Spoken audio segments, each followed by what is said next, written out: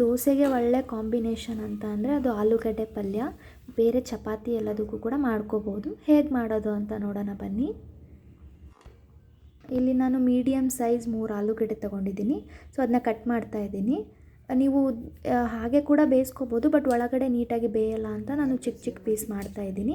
ಈಸಿಯಾಗಿ ಕೂಡ ಸಿಪ್ಪೆ ಬಿಚ್ಕೋಬೋದು. ಹಾಗಾಗಿ ಎಲ್ಲ ಪೀಸಸ್ ಕಟ್ ಮಾಡ್ಕೊಂಡ್ಮೇಲೆ ಒಂದು ಕುಕ್ಕರ್ಗೆ ಹಾಕಿಬಿಟ್ಟು ಸ್ವಲ್ಪ ನೀರು ಹಾಕಿ ಬೇಯೋಕ್ಕೆ ಇಡಬೇಕು.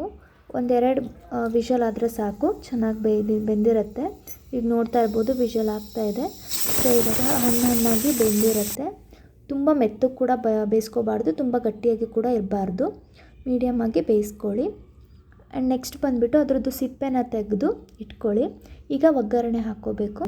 ಈರುಳ್ಳಿ, ಟೊಮ್ಯಾಟೊ, ಕರಿಬೇವು, ಕೊತ್ತಂಬರಿ, ಮೆಣಸಿನ್ಕಾಯಿ ಇದೆಲ್ಲ ಕೂಡ ಒಗ್ಗರಣೆಗೆ ನೀಟಾಗಿ ಹೆಚ್ಚಿಟ್ಕೊಂಡು ಈಗ ಒಗ್ಗರಣೆ ಹಾಕೋಣ.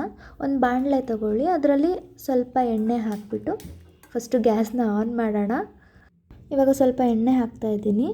ಅದು ಕಾಯಬೇಕು. ಕಾದ್ಮೇಲೆ ಸ್ವಲ್ಪ ಸಾಸಿವೆ ಹಾಕೋಣ. ಸಾಸಿವೆ ಚಟಪಟ ಅಂತ ಅಂದಮೇಲೆ ಜೀರಿಗೆ ಹಾಕ್ಕೊಳ್ಳೋಣ. ಆ್ಯಂಡ್ ಇವಾಗ ನಾನು ಉದ್ದಿನಬೇಳೆ ಮತ್ತು ಕಡಲೆಬೇಳೆ ಹಾಕ್ತಾಯಿದ್ದೀನಿ. ಇದು ಆಪ್ಷನಲ್ಲು, ನೀವು ಬೇಕಿದ್ರೆ ಹಾಕ್ಕೋಬೋದು, ಇಲ್ಲಾಂದರೆ ಇಲ್ಲ. ಟೇಸ್ಟ್ ಚೆನ್ನಾಗಿರುತ್ತೆ ಅಂತ ಹಾಕ್ತಿರೋದು.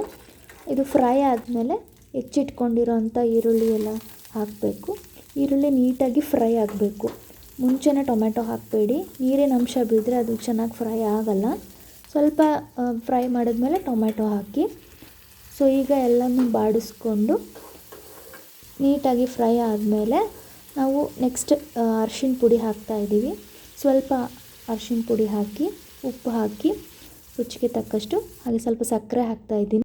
ನೀವು ಯಾವುದೇ ಅಡುಗೆ ಮಾಡಿ ಒಗ್ಗರಣೆ ಹಾಕಬೇಕಾದ್ರೆ ಸ್ವಲ್ಪ ಸಕ್ಕರೆ ಹಾಕ್ಕೊಳ್ಳಿ. ಯಾಕಂದರೆ ಸಾಲ್ಟ್ ಜೊತೆಗೆ ಸ್ವಲ್ಪ ಸಕ್ಕರೆ ಹಾಕಿದರೆ ಅದ್ರ ಟೇಸ್ಟೇ ಬೇರೆ ಇರುತ್ತೆ. ಹಾಗೆ ಹೆಚ್ಚಿಟ್ಕೊಂಡಿರೋ ಅಂಥ ಆಲೂಗಡ್ಡೆ ಪೀಸಸ್ ಇರುತ್ತಲ್ವ, ಅದನ್ನು ಕೂಡ ಹಾಕ್ಕೊಂಡು ನೀಟಾಗಿ ಬಾಡಿಸ್ಕೋಬೇಕು. ನಾನು ಸ್ವಲ್ಪ ಸಾಂಬಾರು ಪುಡಿ ಹಾಕ್ತಾಯಿದ್ದೀನಿ. ಇದು ಸಾಂಬಾರು ಪೌಡ್ರ್ ಕೂಡ ಹಾಕಲೇಬೇಕು ಅಂತ ಏನಿಲ್ಲ, ಬಟ್ ಹಾಕಿದ್ರೆ ತುಂಬ ಟೇಸ್ಟಾಗಿರುತ್ತೆ. ಇದು ಮನೆಯಲ್ಲೇ ಮಾಡಿರೋವಂಥ ಸಾಂಬಾರು ಪೌಡರ್.